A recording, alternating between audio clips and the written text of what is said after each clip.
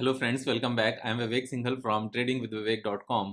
और आज हम इस वीडियो में बात करने वाले हैं कंज्यूमर ड्यूरेबल स्टॉक्स के बारे में।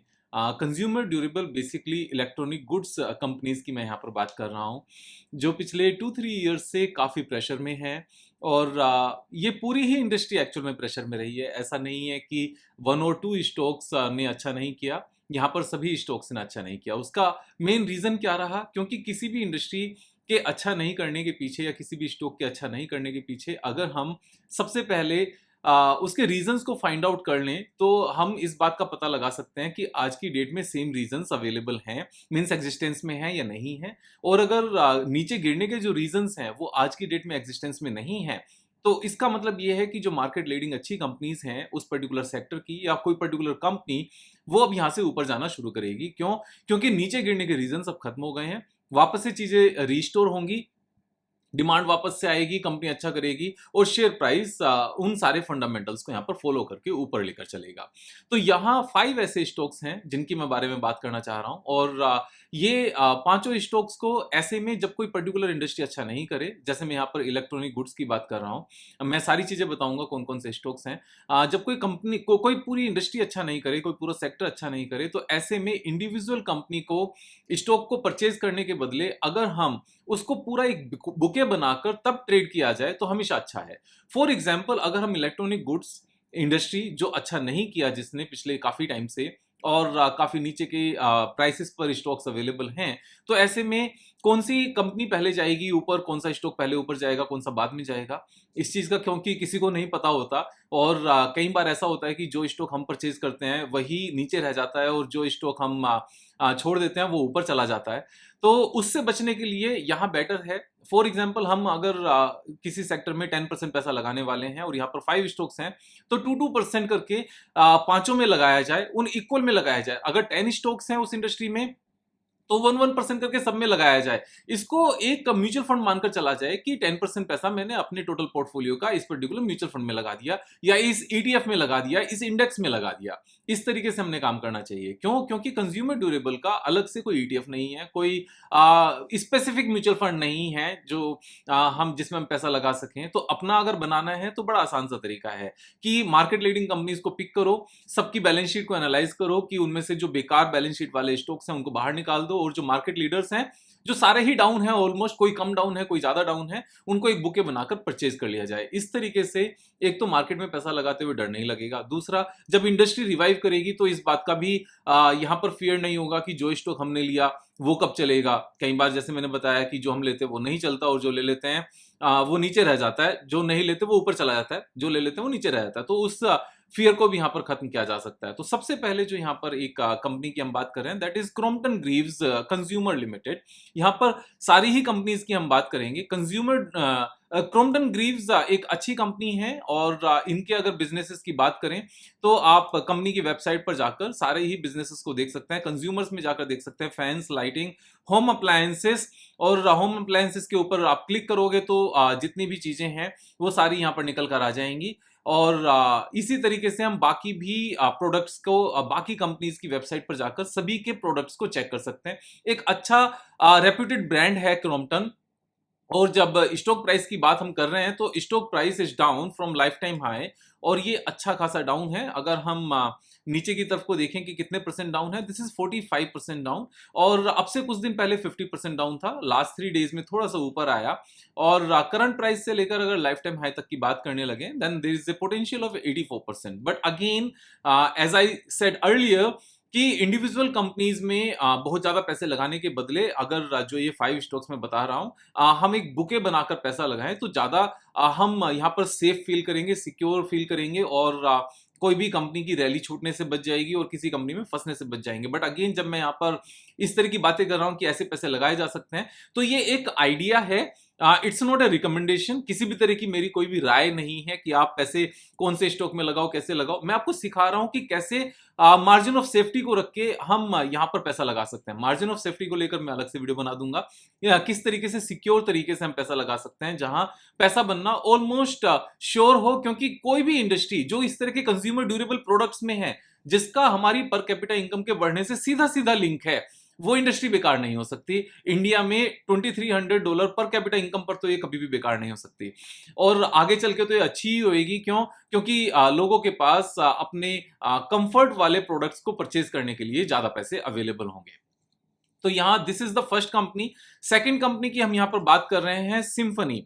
तो सिम्फनी भी यहाँ पर, अभी इससे पहले क्रॉम्पटन ग्रीव्स की अगर बात करें तो हमें ऐसे में बैलेंस शीट को जरूर ध्यान में रखना चाहिए कि कंपनी के ऊपर जरूरत से ज्यादा लोन ना हो। तो अगर हम यहाँ पर क्रॉम्पटन ग्रीव्स की बात करें तो जो लोन 1600 करोड़ का था वो रिड्यूस होकर 1000 करोड़ हो गया है। तो ये अच्छी बात है। जो इनकी फिक्स्ड एसेट्स काफी कम थी वो काफी ज्यादा बढ़ गई हैं, यानी कि कैपेसिटी यहाँ पर एक्सपेंड हुई है, और जो सेल्स है वो हाईएस्ट एवर सेल्स है। और प्रॉफिटेबिलिटी, क्योंकि यहाँ पर लगातार प्रॉफिट मेकिंग कंपनी है, और प्रॉफिट इसलिए कम है क्योंकि इन्फ्लेशन की यहाँ पर मार पड़ी है कंपनीज के ऊपर भी, और जो कंज्यूमर है, जो बायर है, उसके ऊपर भी, और इंटरेस्ट रेट के ऊपर भी। तो यहाँ चौतरफा मार है, चारों तरफ से मार पड़ी है इस इंडस्ट्री के ऊपर। लेकिन अभी क्योंकि इन्फ्लेशन कूल ऑफ होता हुआ नजर आता है, तो ये सारी कंपनीज यहाँ से ऊपर जाने की तैयारी कर सकती हैं, शुरू कर सकती हैं। आप अपने हिसाब से यहाँ पर फर्दर एनालिसिस करना, मैं अपना मत यहाँ पर रख सकता हूँ, राइट, आपको समझाने के तरीके से। सेकंड, जैसे मैंने बताया, symphony is a good company. Symphony का अगर हम यहाँ पर चार्ट देखने लगे एक बार, तो सिम्फनी भी टॉप से काफी हद तक डाउन है, और stock is trading almost 50% down. May be एक बार चार्ट लोड होने देते हैं, और अच्छा खासा यहाँ पर पोटेंशियल है लाइफ टाइम हाई से नीचे आने का। मैं एक बार पूरी ड्राइंग यहाँ से खत्म की, और लाइफ टाइम हाई से लेकर अभी कितने परसेंट डाउन है? दिस इज 42% डाउन, तो ये भी 42% डाउन है। और करंट प्राइस से लेकर अगर हम इसको लाइफ टाइम हाई तक की बात करने लगे, वैसे लाइफ टाइम हाई है नहीं है, मुझे डाउट हो रहा था क्योंकि याद था थोड़ा सा ज्यादा परसेंटेज डाउन है। एनीवेज इसीलिए अभी अगर हम देखें, सो दिस इज 60% डाउन, और करंट प्राइस से लेकर लाइफ टाइम हाई तक की हम बात करने लगे, तो यहाँ पर 147% गेन का पोटेंशियल है। अभी इसके भी एक बार फाइनेंशियल देखते हैं, बैलेंस शीट मेजरली देखते हैं। तो बैलेंस शीट यानी कि 867 करोड़ अपना पैसा है, 232 करोड़ यहाँ पर बोरोइंग है, और बोरोइंग 254 करोड़ से कम होकर 232 करोड़ हुई है। तो ये सारी चीजें अच्छी हैं। जहां तक एक बार सेल्स की बात करने लगे, हाईएस्ट एवर सेल्स है, और नेट प्रॉफिट हाईएस्ट एवर नहीं है। Reason is inflation. तो यहां पर ये सेकंड कंपनी है। थर्ड कंपनी की हम बात कर रहे हैं यहाँ पर, वोल्टास की। Voltas again market leading company है। वोल्टास भी टॉप से काफी डाउन है, इतनी डाउन नहीं है जितनी सिम्फनी और यहाँ पर क्रॉम्पटन ग्रीव्स थी, but still this is also down. और लाइफ टाइम हाई से अगर डाउन की हम परसेंटेज निकाले तो 40% ये भी डाउन है, और करंट प्राइस से लेकर लाइफ टाइम हाई तक वापस जाएगा, तो 67% ग्रोथ के यहाँ पर चांसेस हैं। वोल्टास की बैलेंस शीट देखने लगे तो लोन ना के बराबर है अपने पैसे के कंपैरिजन में। अपना जो फंड है शेयर होल्डर्स का कंपनी के पास, दैट इज 5400 करोड़, और बोरोइंग सिर्फ 600 करोड़ की है। यहाँ पर कैपेसिटी एक्सपेंड हुई है, तो ये सारी चीजें यहाँ पर अच्छी हैं। सेल्स की बात करने लगे, सेल्स हाईएस्ट एवर है, नेट प्रॉफिट हाईएस्ट एवर नहीं है। Again inflation was the reason, यहाँ पर इन्फ्लेशन खत्म होता नजर आता है, तो ये चीजें सारी की सारी वापस से ऊपर चलना शुरू करेंगी। फोर्थ कंपनी है, हम यहाँ पर देखें, so fourth company is Whirlpool. Whirlpool again बहुत ज्यादा डाउन है लाइफ टाइम हाई से, और सेम ही सिनेरियो वर्लपूल में भी यहाँ पर बनता है। वर्लपूल ऑफ इंडिया हम यहाँ पर चेक कर रहे हैं, यहाँ से ऐड को हटाते हैं, इसको स्किप करते हैं, और स्किप करते हैं, और एस्केप प्रेस करके स्किप होता है। सो दोनों वर्ड्स यहाँ पर मर्ज हो रहे थे। एनीवेज वापस से मेन टॉपिक पर पहुंचते हैं, and the life time high हम यहाँ पर चेक करें तो क्या निकल कर आता है? This was 2773, and right now it is trading at 1400। तो 50% डाउन है, 100% गेन का यहाँ पर पोटेंशियल है लाइफ टाइम हाई तक। और बैलेंस शीट की अगर हम बात करें, so this is a zero debt company. जो 134 करोड़ रुपीस का डेट था वो भी इन्होंने खत्म कर दिया। जो इनकी कैपेसिटी 2 इयर्स पहले 700 करोड़ की थी वो बढ़कर 1900 करोड़ हो गई है, क्योंकि इन्होंने एक होम अप्लायंसेस की कंपनी परचेज की है। आप उसको डिटेल में पढ़ना यहाँ पर। और जहां तक सेल्स की बात है, sales is highest ever, net profit highest ever नहीं है। द रीजन मैं आपको पहले ही बता चुका हूं। तो this was the fourth company. Fifth company is Johnson Control Hitachi, JCHAC। So JCHAC again one of the main player in this industry. Hitachi के नाम से इनके एयर कंडीशनर्स आते हैं, और JCHAC को अगर हम यहाँ पर चार्ट को सर्च करने लगे, this is also down by lot of margin. और लाइफ टाइम हाई से अगर हम चेक करें, एक बार चेक कर लेते हैं कि लाइफ टाइम हाई यही था 2200 या फिर इससे पहले भी था। यस, ऑलमोस्ट सेम था, लेकिन नो, दिस वाज 3400 और 69.97 70% डाउन है ये स्टॉक।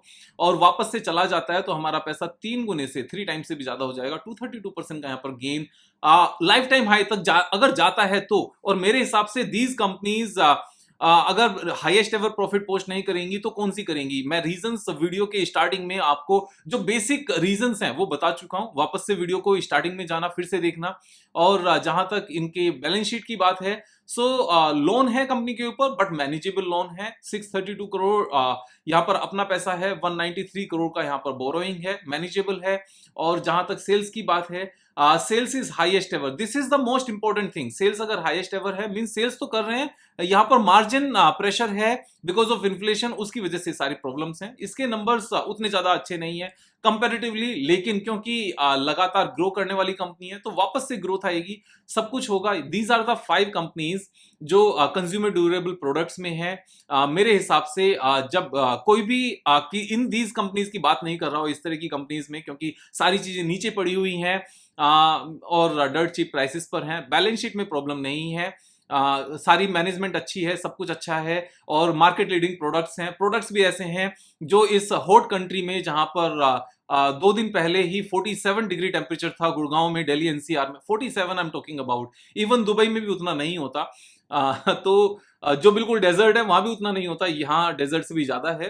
तो इसके ऊपर भी बहुत सारी इंडस्ट्रीज के ऊपर बहुत सारी न्यू गाइडलाइंस आने की जरूरत है, बहुत कुछ करने की जरूरत है। लेकिन अभी हम गरीबी से एक नॉर्मल लेवल पर आ रहे हैं, तो उन सारी पॉलिसीज में थोड़ा सा टाइम लगता है। पैरेलली काम हो रहा है, हो जाएगा बाकी भी। I am hopeful, I have 100% believe कि हम लोग लगातार एक बहुत बड़ी ताकत के तरीके से हम उभरेंगे। और वो देख भी रहे हैं हम कि पूरे वर्ल्ड में किस तरीके से हमारी गवर्नेंस के यहाँ पर चर्चे हो रहे हैं। काफी लोग मेरी इस बात से डिसएग्री करेंगे कि गवर्नेंस अच्छी नहीं है, बट वो एक पर्सनल ओपिनियन है, उस चीज में जाने की जरूरत नहीं है। यहाँ पर स्टॉक मार्केट से पैसा कैसे कमाते हैं उस बात को वापस से लेकर आते हैं। तो these are the 5 stocks I am bullish on. लेकिन मेरे कहने से आपने कोई भी स्टॉक नहीं परचेज करना है, मेरे हिसाब से सीखना है, सीखने के बाद में अपने हिसाब से परचेज करना है। लेकिन किसी भी इंडिविजुअल स्टॉक्स को, पूरी इंडस्ट्री जब डाउन हो तो एक ही स्टॉक में पैसा लगाने के बदले दिस इज ऑलवेज बेटर कि एक बुके बनाकर उसमें छोटा छोटा पैसा लगाया जाए और उस पूरे बुके को एक स्टॉक का हम यहाँ पर नाम दिया जाए। कभी भी इस तरह के बुके में भी टोटल पोर्टफोलियो का 10% से ज्यादा पैसा नहीं लगाना चाहिए।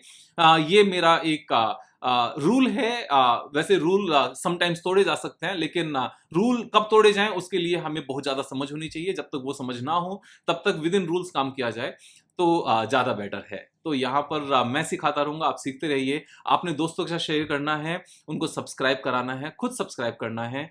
मैं आपके साथ वीडियो लेकर आता रहूंगा, आप अपना काम करते रहिए, मैं अपना काम करता रहूंगा। Thank you so much. कल फिर मिलेंगे एक नई वीडियो के साथ, तब तक जय हिंद।